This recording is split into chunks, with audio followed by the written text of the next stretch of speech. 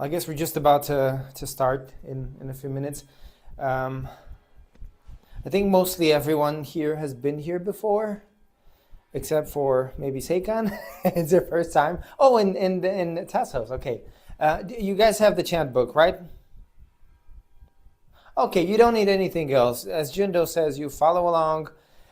For the deep bows and prostrations, you can choose whatever's more comfortable, whatever you're comfortable with, and whatever your body allows. This goes for everyone. There's a lot of prostrations involved here, or a lot of deep bows, whatever you can do. Whichever you do, just do them wholeheartedly.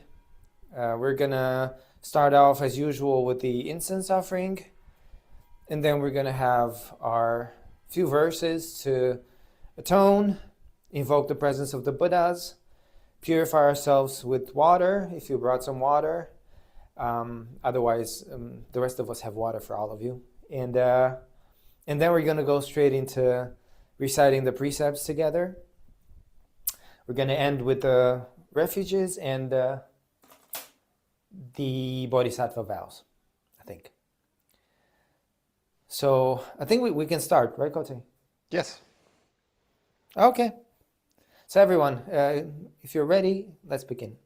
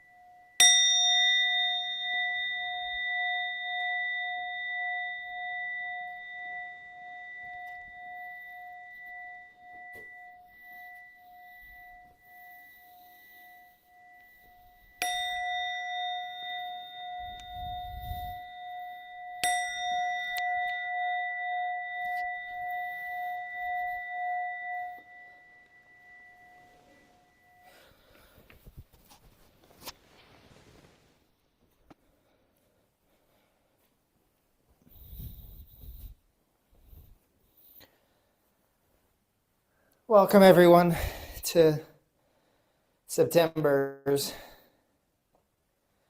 Fusatsu ceremony. Everyone can hear me okay, right? Perfect. This is a special one for us as we're starting our Ango period. We're already 2 days in, I think.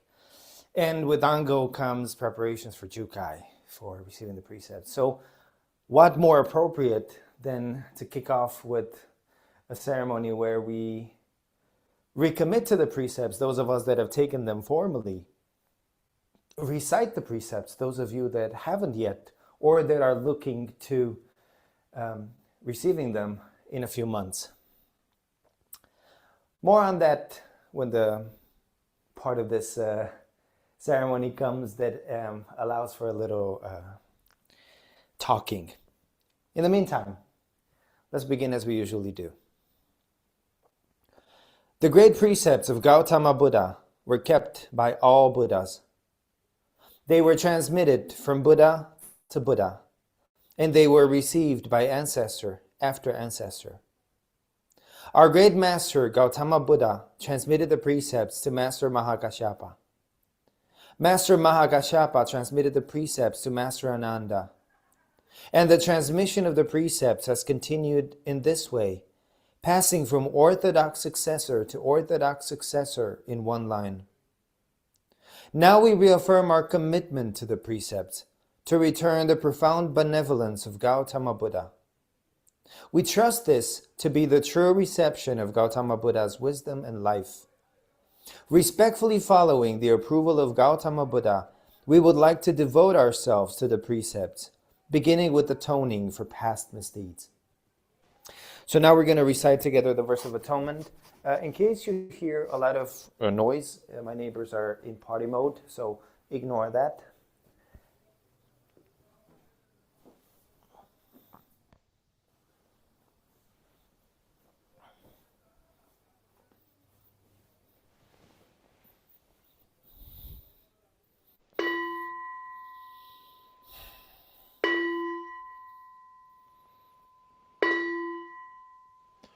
All harmful acts, words, and thoughts, ever committed by me since of old, on account of beginningless greed, anger, and ignorance, born of my body, mouth, and mind, now I atone for them all.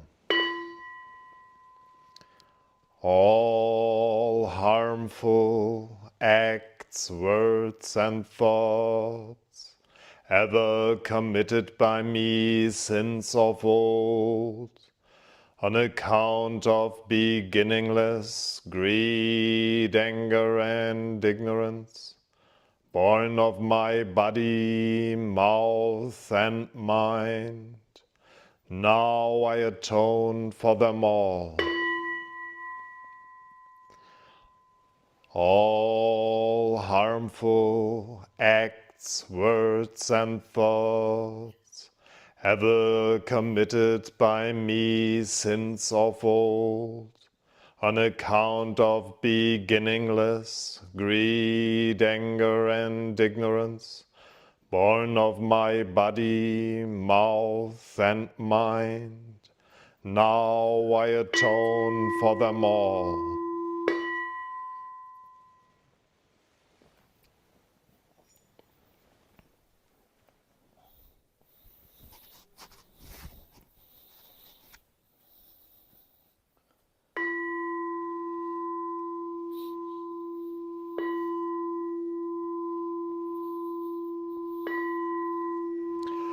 Homage to the 7 Buddhas of the past.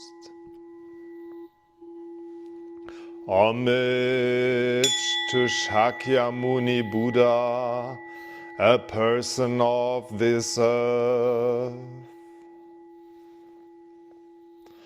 Homage to Miroku Buddha, symbol of hope for the future. Homage to Manju Bodhisattva, symbol of great wisdom. Homage to Fugen Bodhisattva, symbol of great activity. Homage to Kanzeon Bodhisattva, symbol of great compassion. Homage to the successive generations of ancestor bodhisattvas.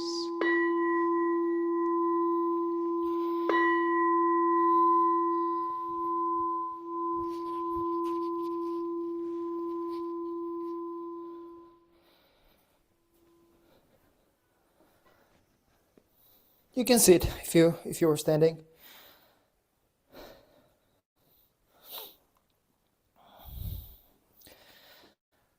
Now is the part of our ceremony where the actual purification happens.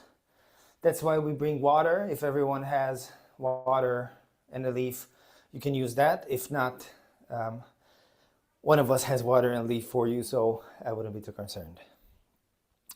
I think every month we bring this up, the importance of purifying ourselves in order to receive the precepts, to encounter the precepts. We've atoned for our past misdeeds.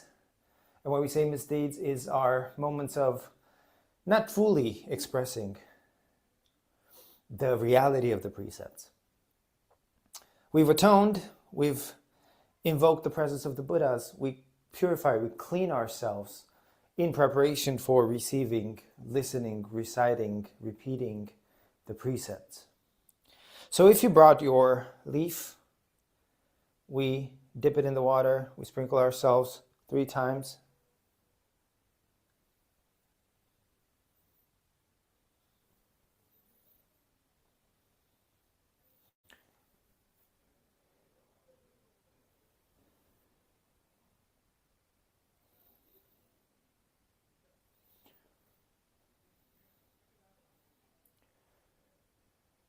There you go, squeaky clean, all of you. Ready for the precepts.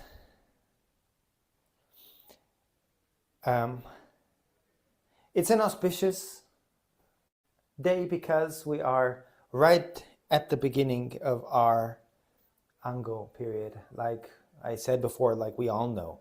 I think some of you here will be taking Jukai, will be receiving the precepts formally in January. So these 3 months for us at Treeleaf, Ango is always inseparably connected to the precepts. We study them every single year. Both those that will receive the precepts formally, as well as the rest of us. And why is that? Well, I always say the same thing, and I feel like a broken record, but the precepts are as vast as our lives. So as long as there is living, there is practice with the precepts. So if anyone dares say that they understood all the applications of the precepts, that's a bold statement. Because life is a series of unpredictable, never before encountered moments, and they require prajna, wisdom, to apply the precepts to all of these brand new things that happen to us that we've never encountered before and that we have no clear definition for. You know, this precept applies precisely like this in this situation. Sometimes you can do that. Sometimes it is impossible. So for us to spend 3 months analyzing the precepts, reading about them, pondering them, is a necessity. And so this year in particular, we've implemented a few changes in the structure and the way we approach Ango and Jukai. One of them being that the theme for our Ango this year is the Buddhist precepts in the modern world. And I'm sure you've seen this. Now I got to navigate between apps here. I'm sure you've seen the information about Ango and Jukai for this year. And you probably noticed that every single month has a topic of discussion that the precept shuso will address in a Dharma talk, and then we can all discuss together during the precept discussion meeting that's going to happen on Zoom, which some of them still need to be announced, the dates for them. But we have, for this month, the topic is living in peace and nonviolence in today's world. For month 2, we've got living in generosity in today's world. For month 3, living free from desire in today's world. And for month 4, where I'll have the privilege of spending the month talking about the precepts with you all, we're going to talk about a general outlook on living the precepts in today's world. And that precept discussion meeting is scheduled for the weekend of December 21st on a Sunday. So, but it's on the calendar, so you'll be able to see that. So, talking about the precepts, we touched on them this morning for Zazenkai. Kote gave a lovely talk tying the precepts into the Eightfold Noble Path, into the Four Noble Truths. Some of you were here for that. And I brought up Master Dogen because somehow yesterday I ended up starting to read the Zuimonki, one of the books of talks from Master Dogen. And right off the bat, the beginning of Zuimonki, he addresses behavior and he addresses the precepts. And there were a couple of things that really stood out to me, and I thought I'm going to share them with you briefly. You know how we talk about the precepts not being set rules? They're not a defined kind of code of behavior. This and only this is what you should do. They're, in a way, training rules. We need to figure out how they apply, how they work for each circumstance. And so our practice is that of responding appropriately to whatever occurs in every moment. I guess we could say that our practice is that of non-clinging, in the sense that we don't cling to only one idea, only one interpretation, only one possibility. We are open to whatever arises, and then we respond to it adequately. But Master Dogen made, in one of his talks, made a little observation which I thought was lovely. He said, if you have compassion and a mind that seeks the way, you need not concern yourself with the criticism of fools. If you don't have this mind, but people think you do, this is really a cause for concern. I'll say it again. If you have compassion and a mind that seeks the way, you don't need to be concerned with what people think. However, if people think that you're compassionate, but you're not, that's a cause for concern. So the reason he says that, he clarifies it later on in this talk. He says, virtue practiced inwardly manifests itself on the outside. This is the thing about the precepts. It's not about us fulfilling a specific thing, meeting a specific standard because it is set in stone like that. But rather, inwardly, we do our best to keep the precepts. Inwardly, we work with the precepts because standards for humans are different. What's very good for me is very bad for someone else, and what's very bad for someone else is very good for me. If I try to practice to align myself with the opinions of others, that won't work. It doesn't mean that I'm keeping the precepts just because I'm being praised by someone. But Master Dogen says, virtue practiced inwardly manifests itself on the outside. If you just follow Buddhism and the way of the patriarchs or the ancestors, without hoping for public recognition, people will naturally seek refuge in Buddhist virtue. Just follow Buddhism and the way of the ancestors. Some months ago, I came across a sutra where Ananda was talking to his nephew, and he said to his nephew that the most difficult thing is to practice in accordance with the Dharma, because that requires a dropping of our own preferences and ideals and standards. And that's what Master Dogen says.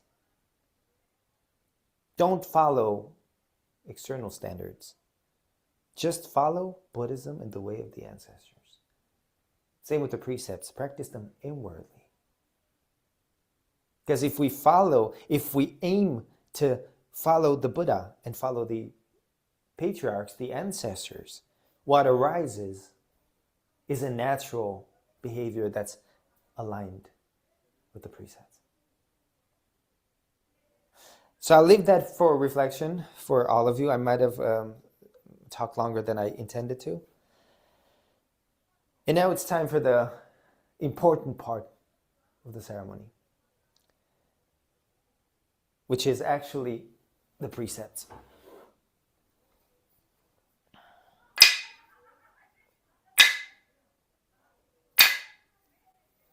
All you disciples of the Buddha, join your palms in reverence and listen wholeheartedly.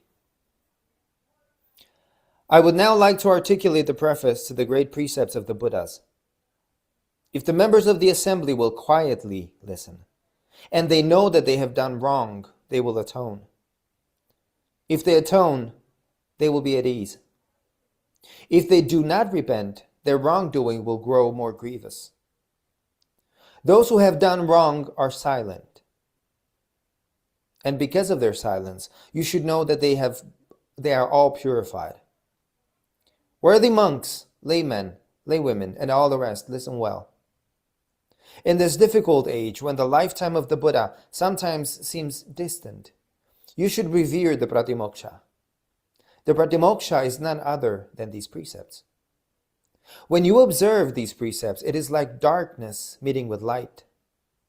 It is like someone poor attaining a treasure. It is like someone who is ill being healed. It is like a prisoner being released from his chains. It is like a traveler who is able to return home. You should know that these rules are the great teacher for this assembly of people, no different from the presence of the Buddha in the world here and now. Thoughts of fear are difficult to produce. Unwholesome thoughts are difficult to give rise to. Therefore, a sutra says, do not trivialize minor misdeeds as if they're not problematic. Drops of water, although tiny, will gradually fill a large basin. A single instant of wrongdoing can lead you to fall into a hell of uninterrupted suffering. Once you lose your human body, you may not get another one for 10,000 kalpas. Just as a galloping horse, one's physical strength will not remain. The transience of human life goes beyond the mountains and seas. Even if something remains for the duration of one day, it will be quite difficult to hold on to it tomorrow. Members of the assembly should each energetically advance their own minds. Be careful not to be lazy, negligent, drowsy, or arbitrary. In the evening, you must gather your thoughts and focus them firmly on the three treasures. Don't take as being a waste of time the effort to deepen your repentance for those of later generations. Members of the assembly, each of you in your own minds should carefully rely on these precepts. Discipline yourselves in the practices that accord with the Buddha's teachings. So now together, we reaffirm our commitment to seek as I can in this body and life, to avoid doing harm, to seek as I can in this body and life, to live in a healthful and helping way, doing good, to seek as I can in this body and life, to live for the benefit of all sentient beings, to seek as I can in this body and life, to refrain from the killing of life,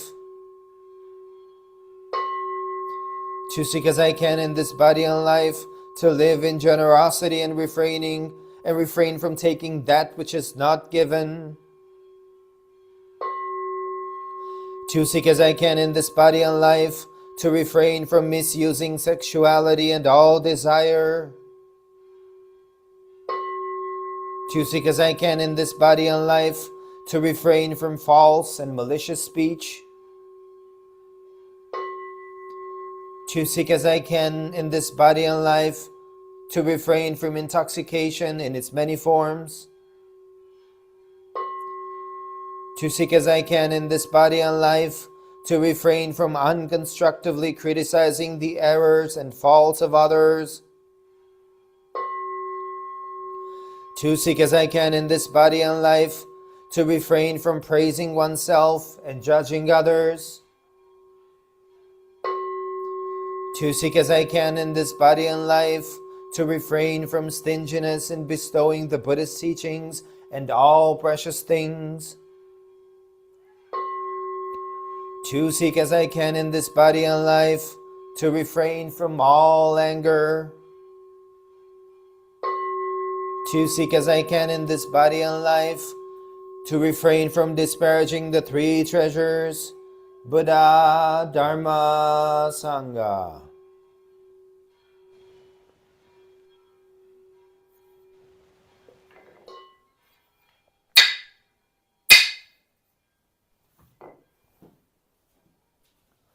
Now we will recite together the verses of refuge. There is a prostration at the end of each one with a small bell.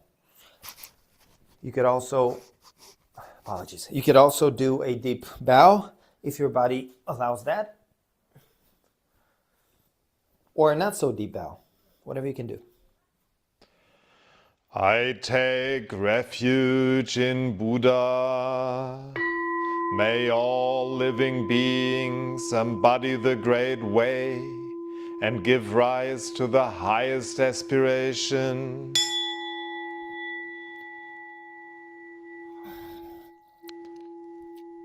I take refuge in Dharma.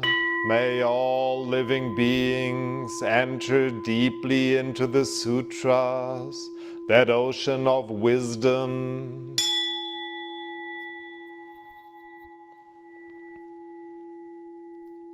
I take refuge in Sangha.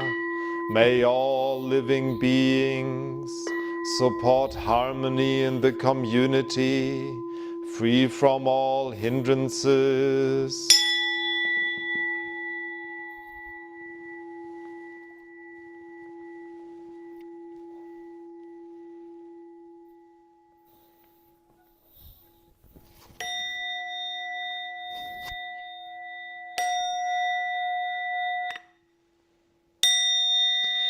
To save all sentient beings, though beings numberless.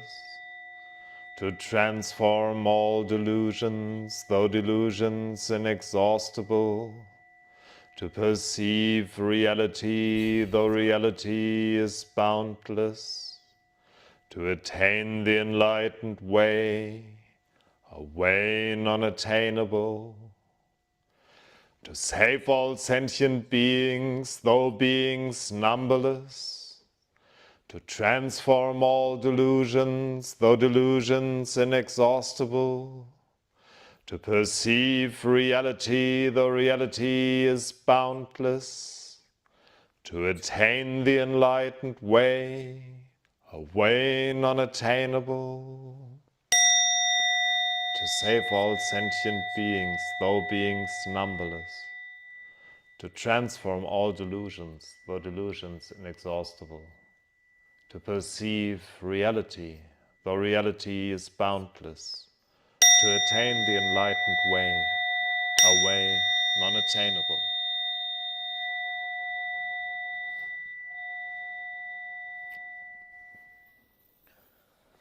Abiding in this ephemeral world, may we exist in muddy water with purity like a lotus. Nothing escapes the boundless mind. Thus we bow to Buddha.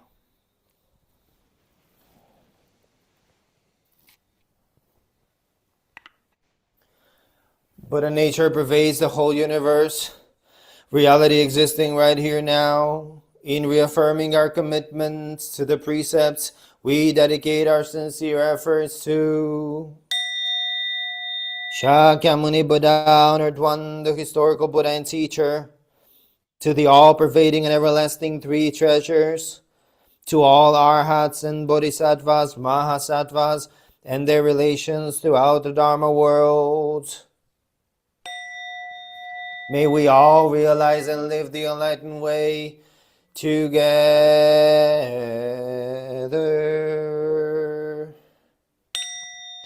All Buddhas throughout space and time, all bodhisattvas, mahasattvas, maha prajna paramita.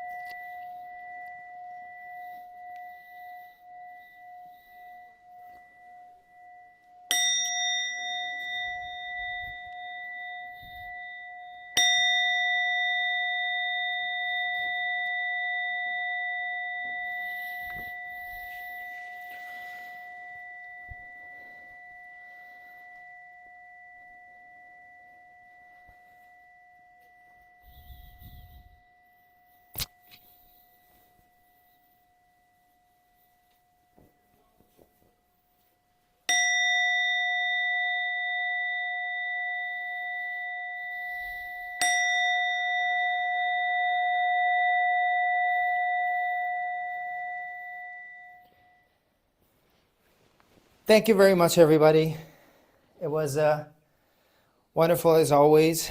Let me come close.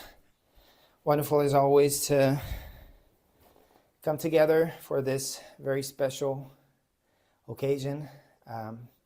It was my least graceful performance. I tripped on the robes when I got up. I'm so drenched in sweat right now that everything is stuck to me, so nothing moves. There's a lot happening. Just perfect, right? I feel like a mummy. The next 3 months are packed with practice and opportunities to dive into studying the precepts, dive into actually practicing together. So keep an eye on the Ango resource page, keep an eye on the dates for the different events, see if you can organize yourselves to participate in things, and give yourselves a chance to really ponder the precepts, like Master Dogen said, inwardly, forgetting about everything that has to do with the outside, what might be standard interpretations, what might be how does this apply in a general sense, philosophical approaches, all of that sometimes has its place, but sometimes it's important to figure out, what about this person? So that's my only encouragement to you. I thank you very much for your presence here, for your practice, and I shall see you in the Zendo. Have a wonderful rest of your day. Thank you. Bye, everyone. Bye-bye, gents. Ladies. Chikyo, there's something different about you. Is it your hair or something? You did something different. Yeah, I've been growing my hair out, and it's kind of being a little argumentative today, I guess. Oh, it looks nice. You're different. And I'm wearing my robes. Like all summer, I've been very lax in wearing shorts and tank tops. I saw your commitment. I thought that was a lovely thing. Okay. Have a good day, everyone. Do something nice and do something fun. Bye-bye. Bye.